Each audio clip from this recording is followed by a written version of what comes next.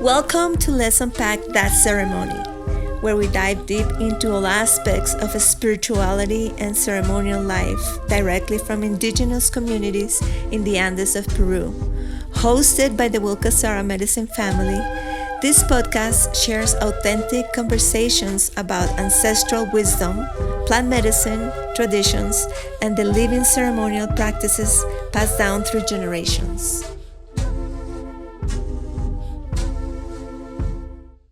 Hello family, this is Iwarkente and Martika from the Willkasara medicine family. And we're here to bring you Unpack That Ceremony, a podcast where we'll be speaking on our family lineage, ancestral wisdom from here from the Andes. We'll be speaking on different tools, spiritual tools, ancient techniques that are arising during this time of all of us collectively walking a path of healing. So we're so excited to unpack all of this with you on our episodes, and we look forward to sharing so much more.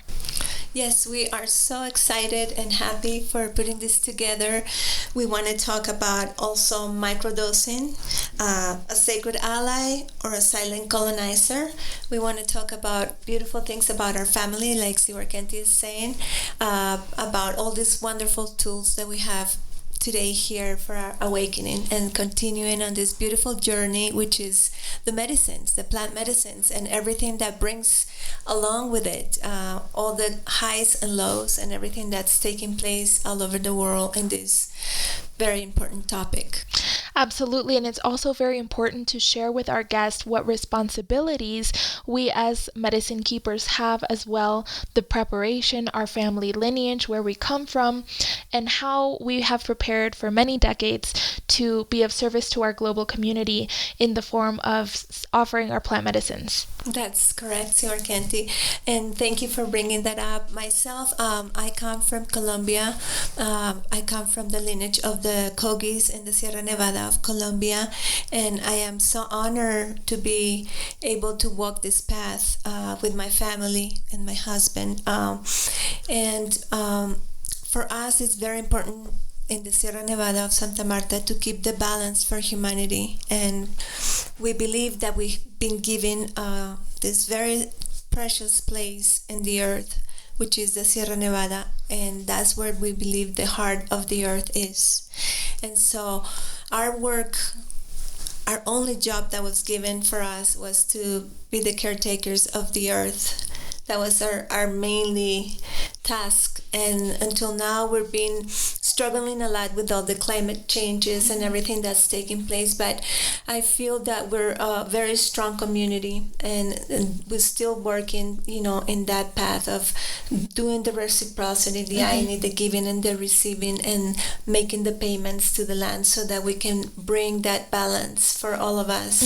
And in the ancient times, of course, we had different ceremonies and rituals that were taking place, but nowadays we live in such a rush society that everything is a fast mind, like a fast food mind. Yes. So we always tell people when they begin to get prepared for ceremonies and things like that the first thing you need to do is watch your mind, and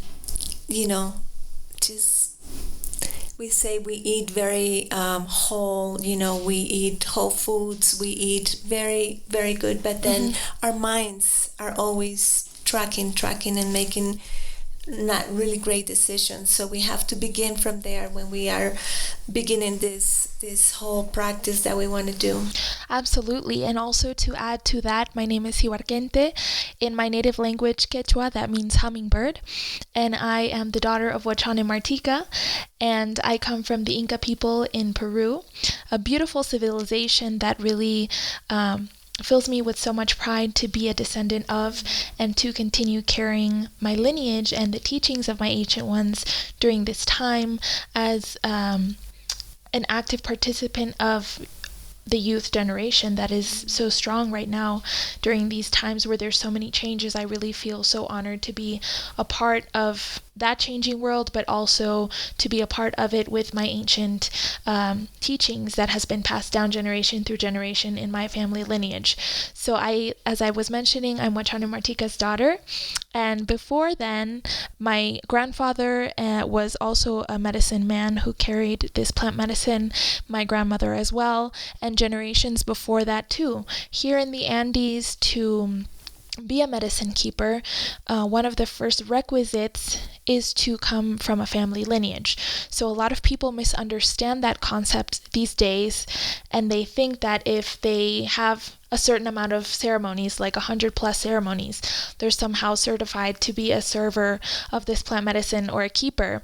Or if you go to an online course where they offer you or they sell you a mesa or other types of teachings from the area, and then they say, okay, you're officially certified to be a shaman.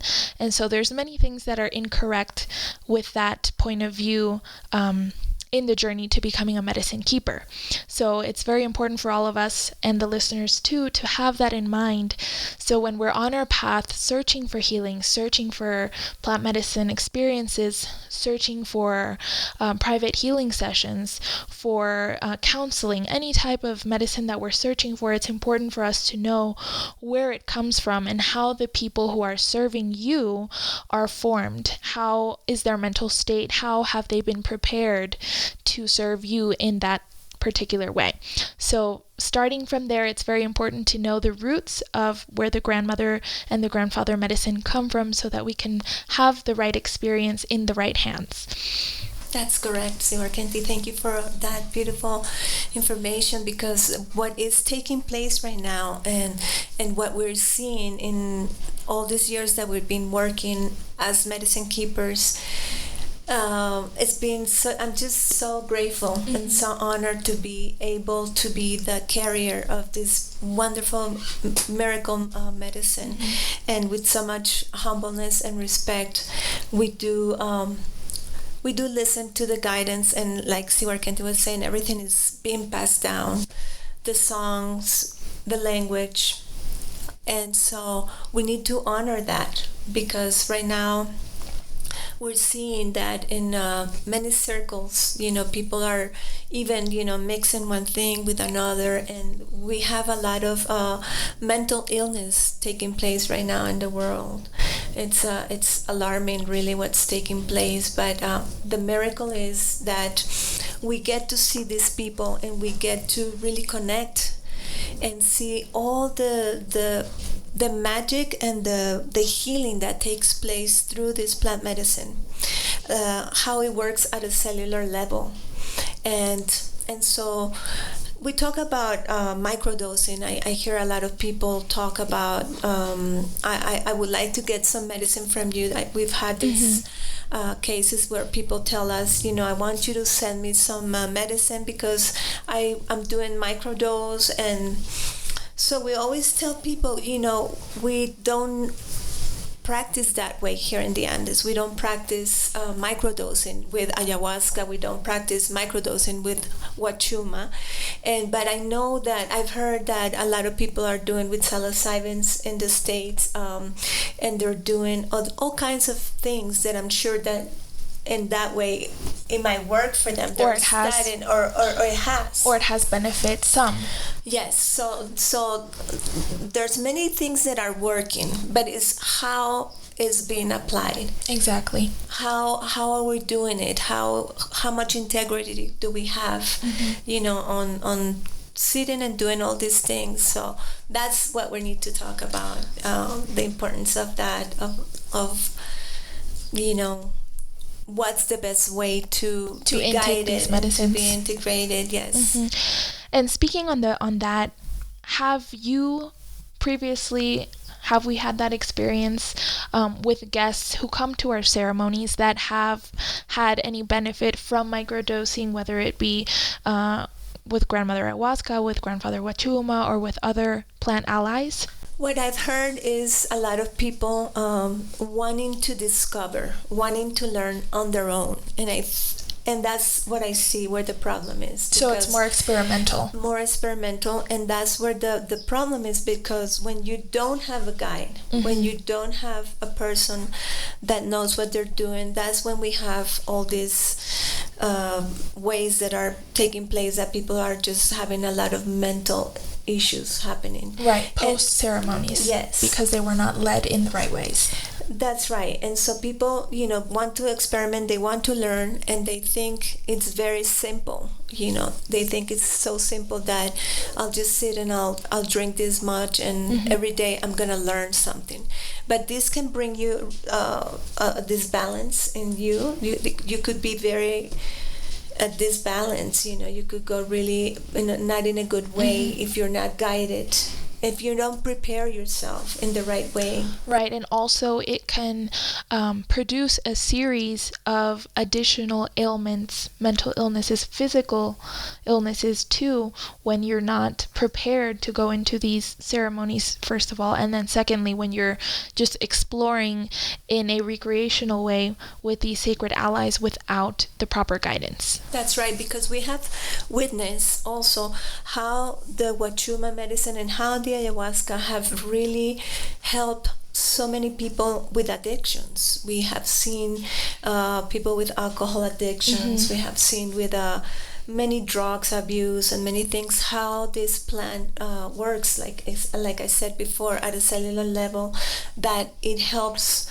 It does something in your body. Yes, it recalibrates your whole being. And so when you're working with the plant medicine for addictions, you do need certain times to continue the treatment. Right. You need to have it in a certain time frame, several times. Because you're working for the addiction. And so also it's not just, I'm going to drink this month 3 times, and it has to be follow up by diet. It has to be intention. It has to be really you working with the medicine, because a lot of people come to the medicine, and a lot of people sit and they think that's it. I'm going to come to ceremony and all my problems are going to be solved. So we solve many things. There's many resolutions in the ceremony. We see this as a miracle when people leave the ceremony, because you see people they come in a certain way and they leave resolved. Right, but then again, there's only a certain amount of things that we can work through in a 12-hour period, which is our time together during the ceremony. So sometimes it's interesting too to see how many miracles take place for so many people, how many transformations by the end of the ceremony. And these are complete strangers. They're people who don't know us, who've never met us. And also in the group, they're all strangers. They don't know each other, but it's so beautiful. And for me, it's very magical each time to see how a community is made each time because of the way that people interact with each other on the medicine, how they share with one another things that are so personal, some experiences that are very just a lot to share with another human being that you haven't had a connection with yet. But these people come, and it's just the magic of the medicine that allows them to open themselves up to such a place where you can just share your whole life with a group of strangers. But by the end of this ceremony, these people are a family, they're a community. So it's beautiful to see how the plant medicine doesn't work alone. It works through vessels, which are the medicine keepers, and then also the people who attend the ceremony. And to see also the ripple effect of one individual who attends the ceremony, so many people benefit from that one individual ceremony, not just them, but their families, their extended families. It's truly a beautiful network to see, a network of healing that happens when one person gives the yes to healing, to transformation through the power of Grandfather Wachuma. And speaking on that, I would like to also ask you, what are some of the issues that we've seen our guests, or that maybe they've shared with us, that they've encountered from casual microdosing or from attending ceremony in a recreational form, not in a ceremonial or ritualistic concept, but just more for recreational purposes? There's so much that takes place when people just go and have like their own recreational event taking place, because when you come to the ceremony, we always tell people, please don't have any expectation. That's the main thing, is don't have any expectations.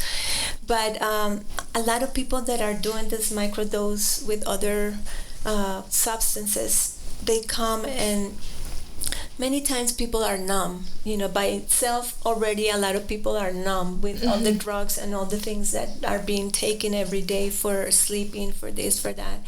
So people are in this strange place. And so when people are doing the microdosing, they think, that this is going to be like that. But with the plant medicine, with the Wachuma medicine, when we drink the full cup, when we drink our full doses, you don't have to worry about if this is enough, if this, you just go, you need to trust yourself and trust the medicine and surrender, because that's when all the magic takes place and all the healing takes place. So that's what I tell people, when you come and you've done microdoses, just leave your title outside. Yes. Leave all your titles, leave all your diplomas, everything that you've had, just leave it on the side. And we always say, because there's a lot of times that people come and they want to come again, and I always tell people, it's always going to be like the first time, like you said. So it's never going to be like the same. You're never going to hear or see or smell. No, it's a new experience. So yes, and also speaking on that, when we have guests who come to our Wachuma ceremonies for the first time, a lot of people, because I am the filter who speaks to the guests before the ceremonies, I hear this question a lot. There's a lot of people who it's their first time with any plant medicine at all, and then there's also people who have, like we've said before, had thousands of ceremonies with many plant medicines. And like you said, it's always important to mention that it's always the first experience, and it's very different. The medicine you experience with one medicine keeper is completely different than the medicine you experience from another medicine keeper. We've had many guests over the years who've come, and they were a little uncertain if they wanted to participate or not, because in another Wachuma plant medicine they haven't experienced anything. They didn't feel anything. So there's people who question and say, well, how is your ceremony different than this other person's? How am I going to feel something here if I haven't felt something before? And the answer is simple to that question. I believe it all depends on how the medicine is prepared, just like how the medicine keeper is prepared. Absolutely. Because the preparation of the medicine, much like the preparation of the people leading the ceremony, is the essential part of the results of the medicine for each person participating. So I think it's important for us to also speak on the preparation of the plant medicine that we serve and how this affects the way that people receive the medicine during the ceremony. Absolutely. Because we travel from Peru, traveling with our medicines, and we travel many different places. So first of all, when we are here, we harvest the medicine here. And when we prepare the medicines is with so much respect. We prepare our medicines with respect, with lots of prayers. And it's a commitment that we have, and a guidance also from the medicine. So we have to be 1,000% committed to that preparation that goes into this ceremony, that's going to go and take care of so many people. So it's not just preparing anything however you see it on YouTube or on the internet, and just pretending that, or because you see a green cactus and you just say, okay, this must be it, so I'll just cut it up and do that. That's right, because we also have many different plants that go in the Wachuma. There are different plants, different varieties from different parts of the north of Peru. So it's a whole science. It's not just that I'm gonna boil and that's it. So a lot of people always questions, how do you do it, how many times, how many hours? And so like I said, This is something that's passed down from generation to generation, and I'm so glad that Siwarkente has been brought up in this world with our family, because she carries that medicine, and I'm sure that whenever she's ready to explore that on her own one time, she has everything. She has all the gifts, but preparing the medicine it's a beautiful ritual with many respect and many prayers. And like I said, we travel with the medicine. We go to places and we just listen.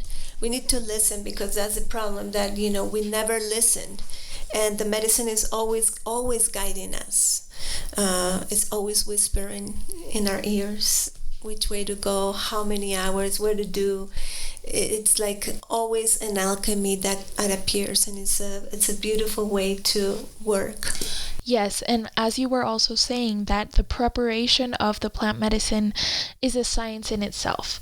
And the reason that we say this is because there's so much that happens behind the curtains for the ceremony to actually take place. Yes. As you were sharing, we come from Peru. We fly into these different places to bring our medicine there. We don't prepare our medicine there because of the different things that you need to prepare the medicine in order for it to be activated and for it to work in the right way. So the first things, as you were saying, here in Peru, we have a beautiful variety of the Wachuma cactus that grows only here. So this isn't found in the US, in Mexico, in any other place, because the quality of the water, the quality of the soil, the earth, the environment, the frequency that these plants grow out is completely different than other places of the world. So that's one of the main reasons that people have a different experience with our ceremony, and they have a different experience with somebody who's bought their medicine off of Craigslist. So there's so many things that really make the ceremony completely authentic and provide a true healing experience, and not a recreational experience that leaves you broken and with more ailments than you initially had. So I think it's important for people to also know that it's not random, the preparation of this medicine. When we prepare it, we're in meditation, we are in fasting for many days. It's a whole beautiful science, as Martika said, to the preparation, to the alchemy of this plant medicine, from the moment that we're sowing the seeds of the cacti for them to grow in the garden, so that X amount of months later we can harvest them and then we can prepare them. So there's this whole process from the seed to the moment of you drinking the beverage that is prepared with so much love, with so much authenticity, honoring the way that our ancient ones held these ceremonies and maintaining their purity, because that's the experience that we want to provide for our global community. Yes, because as we know, also here we have the temples that are in Chabindehuantar in the north part of Peru. And so we know that this plant has been one of the main pieces for our elders, our Inca people, our societies here, our solar societies, that have used these medicines to create and to see how to bring up those people that were going to be the leaders, that were going to be the keepers, that were going to be the leaders that were going to really guide the whole community. So Speaking of spiritual leaders, political leaders, leaders of society. So Chabindehuantar, it's in the north part. I don't know if you want to share a little bit more of that. Yes, of course. So Chabindehuantar dates back to one of the main civilizations in ancient Peru that rose, and the reason that they were so successful in the rising of this civilization was because of the use of their plant medicines. Not only Grandfather Wachuma, but other plant medicines as well, like ayahuasca, Wilka, so many beautiful allies that they consumed with so much respect and devotion, so much so that this beautiful temple, Chabindehuantar, was built honoring Grandfather Wachuma. It was built to have underground chambers, underground galleries, where they had these beautiful sound alchemists who were there, and they built these canals so the sound could travel through these underground tunnels while people were inside with the grandfather medicine in their body temples. So the experience was completely different than what we experience today. So much so because of the sensorial experience, and also the visual experience. Imagine being in this incredible temple that was built in honor of this specific plant medicine, and its only purpose was to enhance the experience even more through the sound, through the taste, through the smells, because they also played a lot with what was the smells, like the smell of when it has just rained.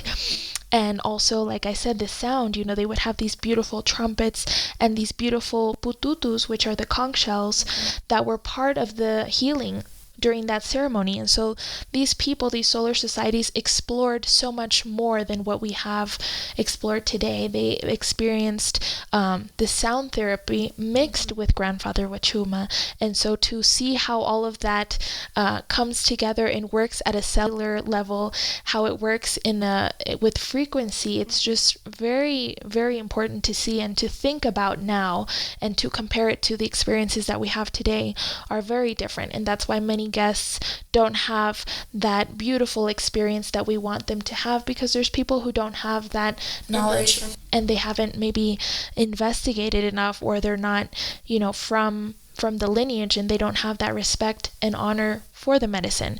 So thinking back on those solar societies and seeing how they honored each and every plant ally that served the community, that served the civilization, is truly just beautiful to see how they lived in such harmonious relationship with Mother Earth and with every living aspect of this planet and elsewhere as well. And think about it also, people walked to these pilgrimages for months to get to Chavin-de-Huántar from all different parts of the Tahuantinsuyo, the Four Corners. Yes. So people walked for months to go and get initiated in this, to be prepared for this reawakening. Yes. So nowadays we come to knock at your door. We're so blessed right now that we are able to come and knock at your door and bring the medicines, but that's another luxury, and that was something that was also part of a prophecy that took place in 1992 when we had the 500 years of bringing that energy of the ancestors back. And I remember the mamos were saying at the time, they were talking about there's going to be an awakening, there's going to be something very important, and we need to go out and let the people know what they need to take care of. And the most important thing was to bring that balance to the earth, to Pachamama. And so, as they said, we have this incredible reawakening, and it's taking place in so many different forms. And so I think we're blessed, like I said, that we're now we have elders coming to our homes, knocking at our doors and bringing the medicines. Or even just, traveling out of their natural habitat, their place of where they live, their communities, coming out from the jungle, from the mountains, to fly hours and hours to go to a place where they're not comfortable, they don't feel at home, and to come and share the medicine there, which is very similar to the work that we do. For many months out of the year, we travel from our home in the Andes to many different places in the US, in Europe, and different places where the medicine takes us, and we have to be there, submersed in the reality of that place, which is very similar to what we experience when we leave our home here in the Andes and we travel by plane for many hours to different parts of the planet to share our medicine, and where we have to submerge ourselves into that society, into that place for months to share these plant medicines experience, because many people do not have the willingness to travel all the way down to the home of the plant medicines, which is a completely different experience. It is. So it's really a beautiful time for us to honor and know the privilege and the luxury that it is for these beautiful families, medicine keepers, to come all the way to where you are to bring you the medicine. as you were saying, in ancient times, it was completely the opposite. These people had to walk for months and months to the temple. They had to fast for months. They had to set their intentions along the way. They had to do many ceremonies along the way. And not everyone could attend these ceremonies because it was a very select process. So a very select few could partake during the ceremony. So it truly was a privilege to be able to be considered, to join the ceremony back then. But nowadays, all you have to do is, just fill out a registration form and show up. And even so, people still, find challenges. Even though we're maybe in the U.S. territory, they still find some challenges to get to and from the ceremony. But nevertheless, I personally feel so blessed that there's so many beautiful people who fly in from different places to come and sit with us. It's truly a beautiful experience. And to hear so many recurring guests, to hear their transformation over years is something that's very beautiful. And I feel very privileged to have grown up seeing this, because I can see from inside how the medicine is helping people, not just once, but many times. So for me, that's been a very beautiful aspect of growing up in this beautiful environment of medicine keepers, to see the magic of the medicine unfolding each and every time with new people. And also I see a beautiful pattern that it's almost the same stories that are shared in the medicine circles each time. Every time there's new guests, they share very similar stories, because we as humans, we go through the same ailments, we go through the same things, but there's sometimes, political aspects or different aspects of life that try and make us think otherwise and divide our communities in that way. But really, it's simple. We're all, here in the same experience, having the same human experience. Through that experience, we also undergo some of the same things as well. Some of the same mental illnesses, some of the same situations that happen in life that are completely normal, and just as they happen today, they happened thousands of years ago. Of course, yes. But they found the way to cope with them and to heal them through the allies of the sacred medicines, not only just grandfather Wachuma or grandmother ayahuasca, but so many other plant medicines that now are even extinct because, the colonialism and that mind of the colonialism has deprivated most of the jungle, has deprivated many of those plant medicines, because sadly that is what colonialism does. So on today's episode that we're speaking of microdosing, a sacred ally or a silent colonizer, what are our thoughts on that? I believe that it's a global trend that heals so many people, and quietly erasing indigenous voices as well. I think that's very true, and I think it's important for us to speak more on what you just said there about erasing, the indigenous ways. And we should kind of explain more what we mean by the erasing of that. Yes, and because everything is being transformed right now, it's being and trend culture too, where everything becomes popular just because. Yes, so you just need to show up really well dressed up, and not even well prepared, but just everything goes through the eyes. So it's very dangerous, because like we know that we have incredible healers here in Peru and all over the world, and we have people that have been like you since a very young age, trained, not even trained, that's part of who life. we are, that's of just life. What we do. And that's your daily life. But so we have this danger that is, people are doing these rituals, doing these things, and not a lot of times they call an elder to facilitate the ceremony. They just sometimes bring the elder to do an opening or to do a prayer, and then that's it. And I think that's something that is it's taking place, and not in such a great way, because we see so many different people trying to adapt to our culture. We have people appropriate. to appropriate. We have people that are, we had some people that came many years ago here, and they created this ritual and this school, and they began to sell our, ceremonies. They began to sell ceremonies in a different way, not a plant medicine, but they began to create this ceremony like the elders from the highlands here of Peru, the Queros.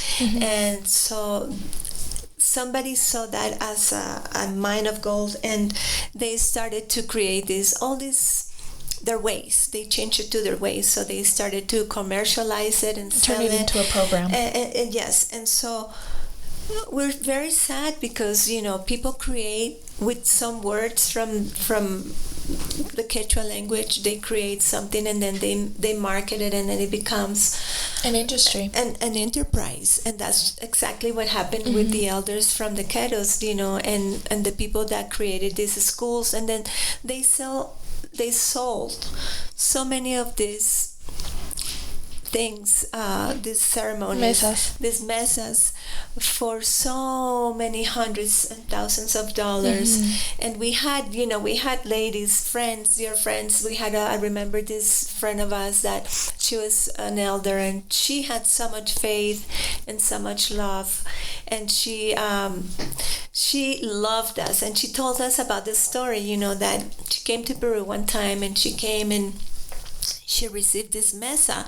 She purchased this mesa, and we asked her, well, what did you get in your mesa? And she says, well, I have some illas. Illas are stones that come a lot of times from meteorites, and we use them in our healing work. But then the person that sold her this, they told her, you have here all the stones, and now you're going to pray with this, and you're going to do healing with this. And it happened that she went with cancer, and we were there at the time to be with her. And the family, they said, well, what do you guys want to do with this? She used to keep this, and we said, we need to bring this to the river. We need to release it to the river. We didn't know what it was in there, but we knew that she had a lot of connection. So we went to the river, and Wachan, my husband, he opened it and he released it in the river, and we were so sad. So sad, because there were just some random rocks and sticks. And it was like, wow, how we give ourselves, the power to believe in things that sometimes people just make up. And they misuse. They misuse, and so that's part of how the culture is. Sometimes we run into these danger situations because the elders from the highlands, they're not gonna tell you, here, I'm gonna sell you this. No, that's impossible. And also, it's curious because a lot of people that we meet also on our journeys, a lot of people, they reach out and they say, hey, I also have a mesa.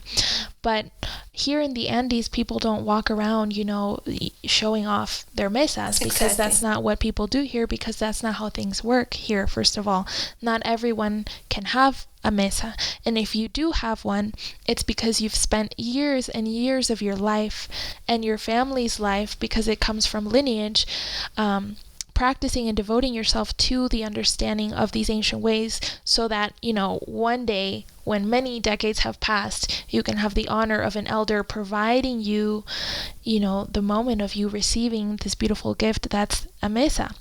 And so people think that we just all walk around with a mesa in our pockets and that's our certification. But, people are very erroneous to think that way. And it's very sad that many aspects of our culture here in the Andes have been appropriated, have been industrialized, and have been, vandalized just because people found an easy way to make money.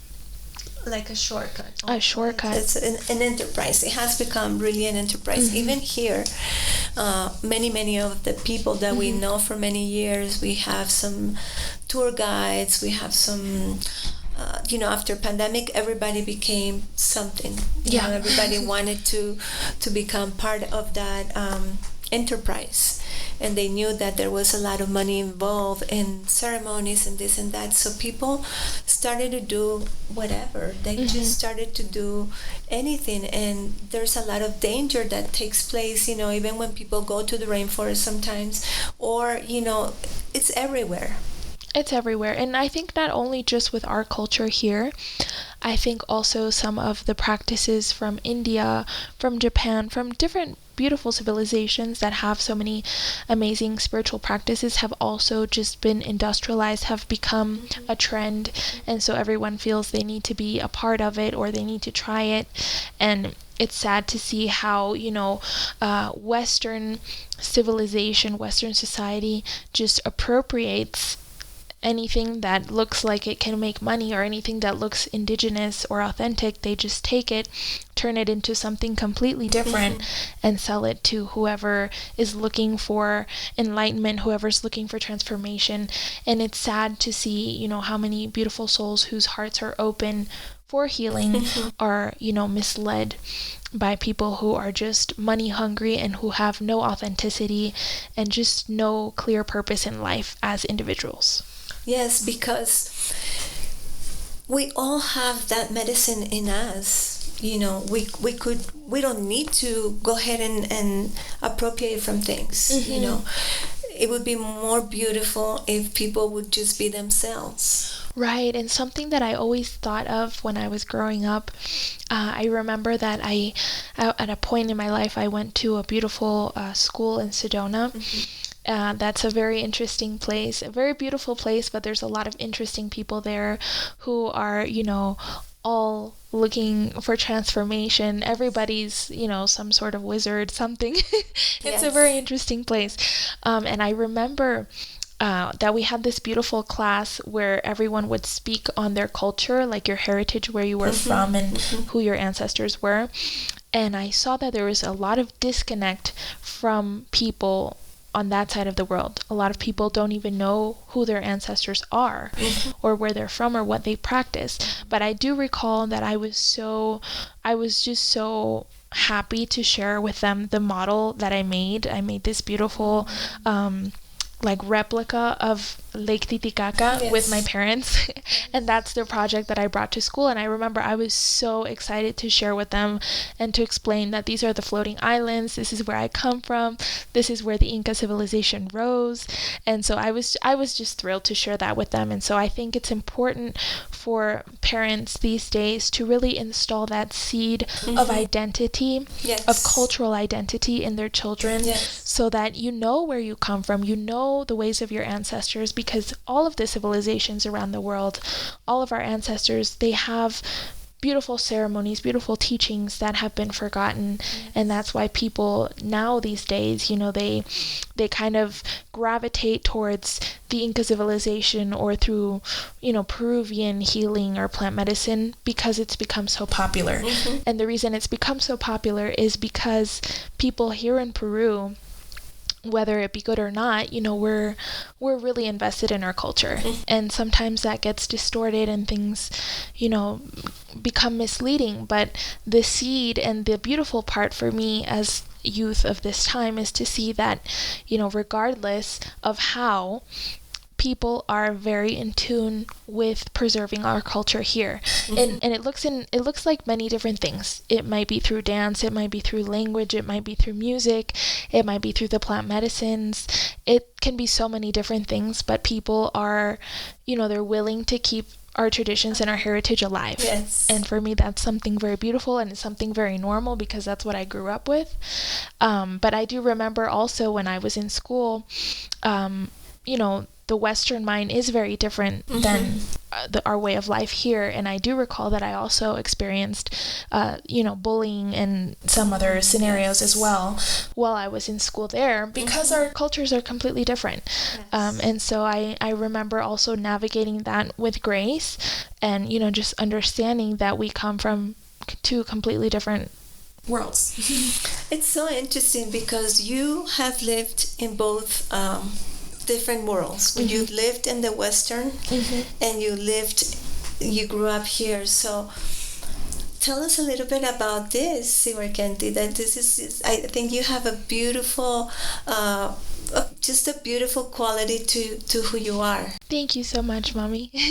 So it's been very beautiful. It's been a beautiful experience overall, because before we went to the U.S. to stay a prolonged period of time there, the practices of our ancient ones here in Peru were so deeply installed in me as a young child, of course, because of you and my father.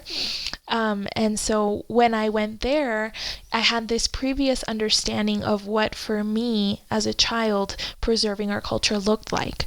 And so for me as a child, that looked like wearing our native clothes, even to school in the US. It was kind of weird, but I still did it anyway. So wearing my clothes there, the weather's completely different, so that was kind of interesting. But anywho, preserving my culture through our traditional clothing. And when we went to the US also, I didn't speak English. Mm-hmm. I only spoke Spanish and Quechua. And so when we got there, I was taken to a lovely school in the Palisades in California. And I didn't understand anything. I didn't understand anything because I only spoke Spanish and Quechua. And so I got there and I was like, I don't know what I'm doing here, but I will just, work through it. And so I remember, just trying to just walk around with people and just, trying to understand them firstly, because I didn't know what they were saying and nobody knew what I was saying either. And I remember every time you would go and leave me at the school with my dad, you guys would wait outside like the whole day until I was done with school. They were literally in the parking lot waiting for me. But I was just so sad to go inside of that school because I was like, I don't know what this is. I don't want to be here. But anyway, I knew it was part of the journey. So growing up, in that way was very interesting. And also as a younger adult, to come back and forth between the United States and Peru was also, I believe, very important, because I could see the reality and the contrast too of being in two different societies at once. In the US, people are very privileged to have many commodities, many different aspects of life that make, comfortable. A person comfortable, right? And then also coming home here, where we see a completely different reality, where people are struggling to have a comfortable life. But also in that struggle, there's so much authenticity, so much realness, and just so much connection to the earth and with each other. And so that's something that for me was very valuable, because I can see the quality of life for me as a child was measured in a completely different way. So for me, I would see people here at home, they were struggling to have certain commodities, but they were so happy. They were so happy because the connection they have with the earth, because the connection they have with one another. And that was something very different from, our time in the United States, where people are so disconnected from the earth. People are so disconnected from each other. Families are completely disconnected. In the US, it's so common once you're 18 to just be like thrown out of your house and you go figure it out. But here in the Andes, it's completely different. Here in the Andes, we live in community. That's how life is here. We don't throw our adolescents out of their home in the most important time of their lives, when they need guidance and that part of life, when you need that support. Because really I that was something that I never understood either. And I hear it all the time, people saying, when you're 18, when she's 18, when he's 18, he's done, he's moving. But like she's saying, here and in Colombia, in my village too, our people, they all live in the whole community, and they all have their homes. Each family has their home, and each family has their life, but they all live in community. And it's such a different reality. Point of view, that the kids, they're always happy. They wake up and you don't hear screaming and having tantrums or anything, because there's just another quality of life. It's another quality of life, and also I think it's just the power of community as well. There's also growing up, I remember when I was in middle school in the United States, like there was this issue of, gun violence that had just kind of become more casual in the area. And I remember, thinking back and now to the day, now I think back and I say we here in Peru, like you never hear of this kind of violence in a school. You never hear that. And the reason that we don't hear that is because the way that our families here are raised, the connection with Mother Earth that we have, and also the way that our ancestors, our grandmothers, our grandfathers, they also are a part of the upbringing of children.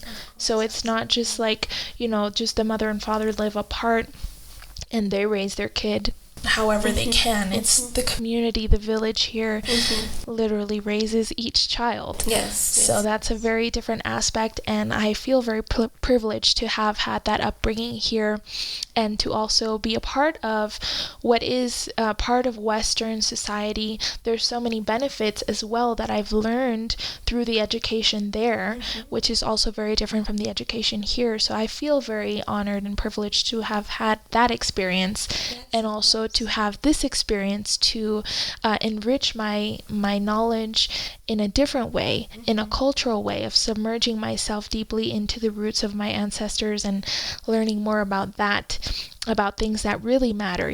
As you become an adult, as you unfold in life, there are things that you've learned in childhood here in the Andes that truly do help your life unfoldment. But there's also things, that we learn in Western schools that really don't serve a larger purpose beyond the years that you spent in school.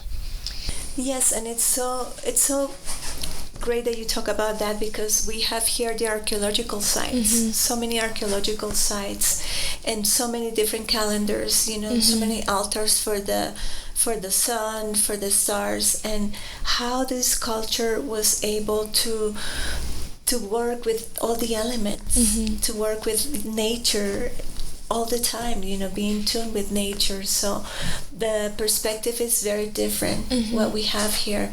And talking about that a little bit, I wanted to also talk about Siwarkenti has been, for the past 2 years, she has been representing the indigenous woman in a very important festival that takes place here in the Andes for the solstice, winter solstice for us and summer solstice for the Western Hemisphere. Yes, so she has been representing, and she has given a step forward and kind of a platform to the women here in the Andes with this event, this 2 years event that she took place, and how important, how wonderful that's been, Siwarkenti, that I think that you gave women also a voice in this time. And even though you gave women this voice, and we'll talk a little bit more about that, but to see how between women we have this thing that takes place that is, I sometimes tell people in my ceremonies, sometimes say, women can be your worst enemies sometimes, and it's sad because we're living in this world of feminism and machismo and all these different things that are taking place, and we don't celebrate when something wonderful that a woman is doing. We don't celebrate it. We get jealous, we get envy, we want to take it away. And so I wanted to talk a little bit about that, because I think that that's an important situation that's taking place. We're talking about so much about the divine feminine and Mother Earth. Obviously, that we as women, as mothers, we have been given that gift as the divine feminine to give birth and to bring all those qualities, to bring all those beautiful qualities of being a giver, of being a sister, a mother. But in this time, I see that it's something that is taking place, and it's sad. It is, and as you were saying, it was a very beautiful experience that came to me in 2023 when I was first cast to participate of this huge ceremony. It's the largest ceremony that happens in all of Latin America, And so it's called the Inti Raymi, which means the festival of the sun. And as many people know, here in the Indian culture, one of our most important deities is Father Sun. Here in Peru, we don't say it's the sun god. That's incorrect, but it's a deity. So this ceremony has been happening for the past 81 years. And before those 81 years, this was a ritual that happened every 21st of June in the Inca Empire. And when the Spanish came and had their invasion, this ceremony was prohibited. And it was prohibited for almost 500 years. 500 years where the ceremony could not take place, and 81 years ago was the first time that it started again. But this time it was obviously, the Inca civilization is now extinct, but it became sort of kind of a representation of what once was this huge ceremony across the Tawantinsuyu, which is the composition of the four main nations that composed the Tawantinsuyu. So this ceremony is the largest in all of Latin America to this day, and there's about 1,000 people who participate each year in the ceremony. And one of the greatest honors as a Peruvian citizen, as just anybody living in Peru and anyone born in this culture, is to be cast to represent the wife of the governor of the Inca civilization, the Inca, the Sapan Inca. So the wife, Mamacoya, is the highest ruling power amongst the feminine, amongst all women in the Inca Empire. So for me to receive that was just amazing. I was so thrilled, I was so excited, and I had so many expectations, which is hilarious because we always talk about not having any expectations, but I had like a list of expectations of what I thought this experience was going to be like. And it was completely different, like just completely different than what I thought and what I had seen for so many years, because I've grown up participating in this ceremony year after year, and it's not what it looked like. So, comes the day for me to actually be in the ceremony, the 21st or the 24th of June, because the date's been modified since the Spanish invasion. So I was so excited and just so honored.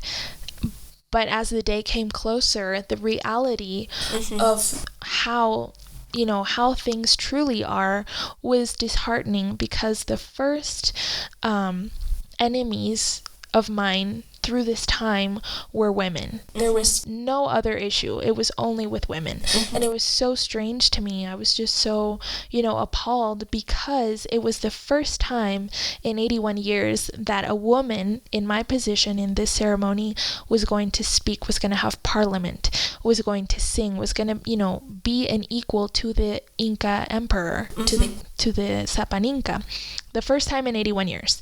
So I thought, I'm going to have the support of my sisters, of my community, because it's a historical event. It's a historical moment for our country, yes, for our women. civilization, right? And so comes the day where, I find out that the first people who have an issue with my participation is other women who've previously been in the same role, who've had that same honor. And so for me, I'm just shocked, because I'm like, how can somebody who's been given this honor to participate here, how can you destroy somebody else, a new generation of women that are, coming up, rising, and, making these changes for all of us? How can you, just discredit their work? How can you have so much envy, so much hate towards these people? But it was a moment of realization, because I'd never in my life experienced that energy from anybody. So for me, because I'm a very empathic, very sensitive person, and I just feel all that energy, and I was just like, wow, what am I doing wrong? And it was just so weird. It was so weird, because I was so happy, so excited that this change finally came forth. Of course, we for were all of celebrating. women. Yeah. And also, this change was truly historical, and I felt so honored to be the first person to do it, the first person to undergo so many challenges to make this moment happen for all of the women in my country. But as I was saying, there was this negative experience with some women who'd previously had this, the honor of participating in that role. And it was just a moment of awakening to the sad reality, as you just said, that women, we sadly are our largest enemy. We see that another woman is doing, beautiful things for us as women, and we find a way to tear them down. We find a way to just discredit their work. And I think that's something as women that it's very important that we work on. Yes. It's just, for some women, it's kind of like it's an innate talent to just do that each time. Mm-hmm. But it's part of our work on this healing journey to evolve and to help other women out of that negative cycle that sadly is very common, not just here. And I see it's not here only in Peru. Oh, no, yes. This is, kind of a situation that affects all womankind. So I think it's important for us to work on that consciously. Absolutely. It's very important because, like you said, we all are mothers in a way, and we talk so much about this divine feminine, that became another trend kind of a thing, the divine feminine, and they have created so many things around this, but truly it's so different from reality. And I also wanted to hear from your book. I know that you didn't have the structure or the base or the preparation that you needed for this role, but you went crazy and you figured it out. You did all this research and all this. Yeah, well, it was an interesting time because, as you said, for the preparation of this participation, there was literally nothing anywhere. Like I couldn't ask anybody else because these women were, like I just mentioned, so I couldn't go find one of them and be like, hey, could you share some of your wisdom that you've acquired through the 20 years of you participating? No. So I decided to just look into the books, the history books, to go to the museums, to see, the weavings that they have in the museums, to see the jewelry there's in the museums, and to see the, ¿cómo se dicen arribalos? To see the pottery, that they've recovered from all these different temples here throughout all of Peru. And so all of the information is in the pottery. And so, because there was such a lack of information, written information of our ancestors and women's participation in this huge ceremony, so I just, I decided, well, I'm going to just investigate on my own, and I'm going to write a book about everything that I find on this important matter for women in the Inca Empire.